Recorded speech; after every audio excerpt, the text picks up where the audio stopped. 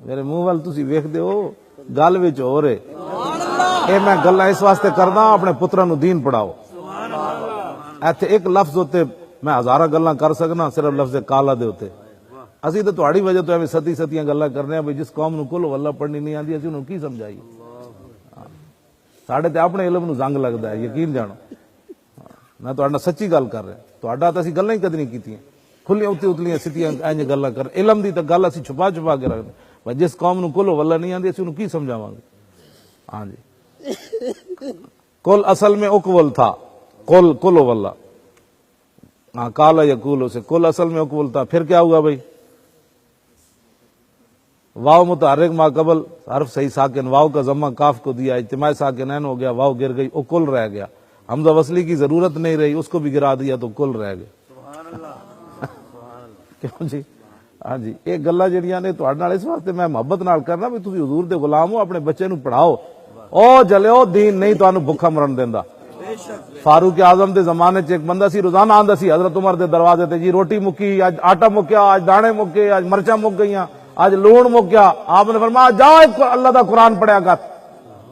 کافی عرصہ ہویا حضرت عمر نو نہ ملیا ایک دن سرے راہ مل گیا فرمایا یار تو ناراض ہی ہو گیا تو بڑا عجیب آدمی تو دوبارہ چیز لینے آیا اللہ اکبر کہنے لگا جناب انی وجدت فی کتاب اللہ اغنانی عن باب عمر ہاں فرماؤ جس قرآن دی طرف تسی مینوں بھیجا سی اس قرآن نے مینوں عمر دے دروازے تو بے نیاز کر کے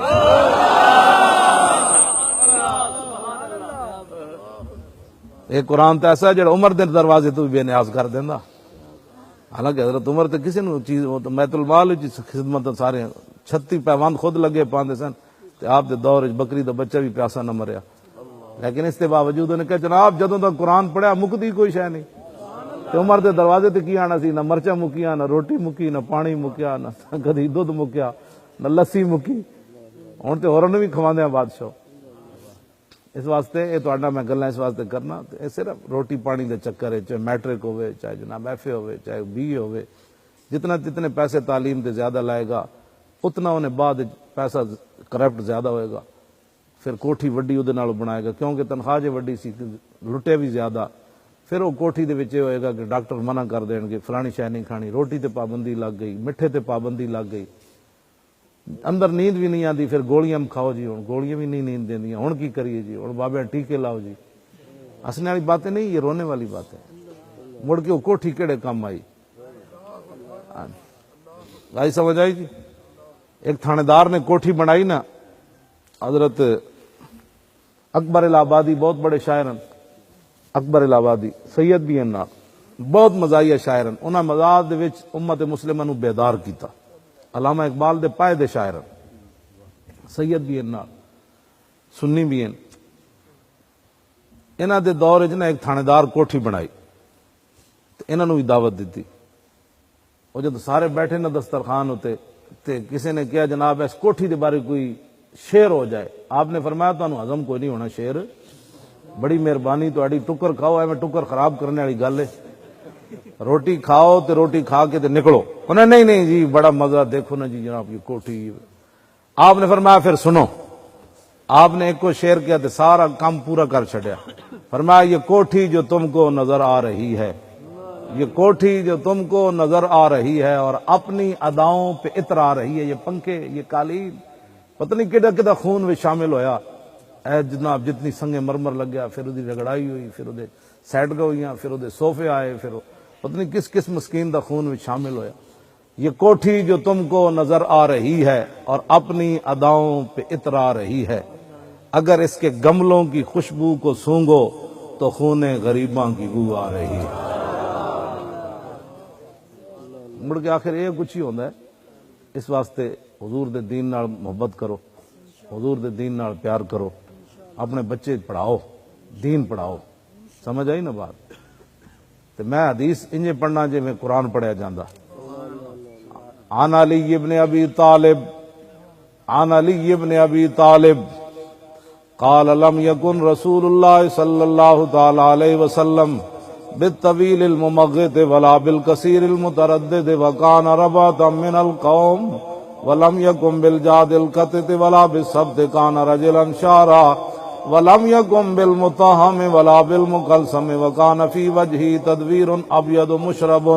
ادعج العينين آدب الاشفار جليل المشاش والكتد اجرد ذو مسربة شسن الكفين والقدمين اذا مشى تقلى كانما ينحط من سبب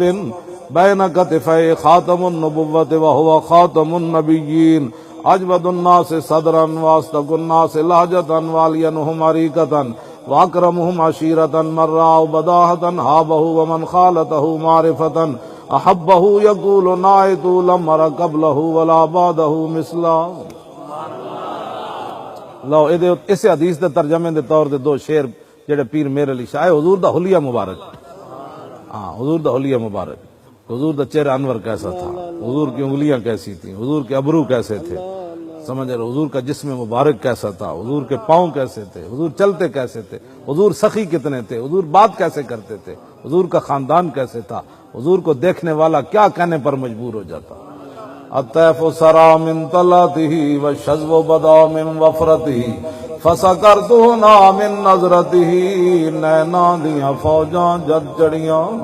دو ابرو کا اس مثال دسن جتنوں کے میاد تیر چھٹن،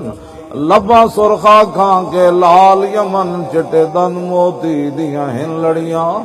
اس صورت نو میں جان آکھاں جانان کے جانے جہان آکھاں، سچ آکھاں تے رب دی شان آکھاں جس شان تو شانوں سب بنیاں، یہ صورت ہے بے صورت تھی بے صورت ظاہر صورت تھی، بے رنگ دے سے اس مورت تھی وچ وحدت پھٹیاں جد گھڑیاں، دس صورت را بے صورتا توبہ را کی عین حقیقت دا، پر کم نہیں بے سہجت دا کوئی ورلیاں موتی لے تریاں، اے صورت شالا پیش نظر رہے وقت نزاعت روز حشر، قبر تے پل تھی جد ہو سی گزر سب کھوٹیاں تھی سن تد کھریاں، لاہو مخت مخطط برد یمن من بھامری جھلک دکھاؤ سجن، او مٹھیاں گالی الاؤ مٹھن جو ہمراہ وادی سن کریاں، انہاں سکھ دیاں تے قرلاندیاں تے لکھواری صدقے جاندیاں تے، انہاں بردیاں مفت وکاندیاں تے شلاوت بھی آون او گھڑیاں، سبحان اللہ ما اجمل کا ما احسن کا ما اکمل کا، کتھے میرے علی کتھے تیری ثنا، گستاخ کیاں کتھے جا لڑی، رہے گا یوں ہی ان کا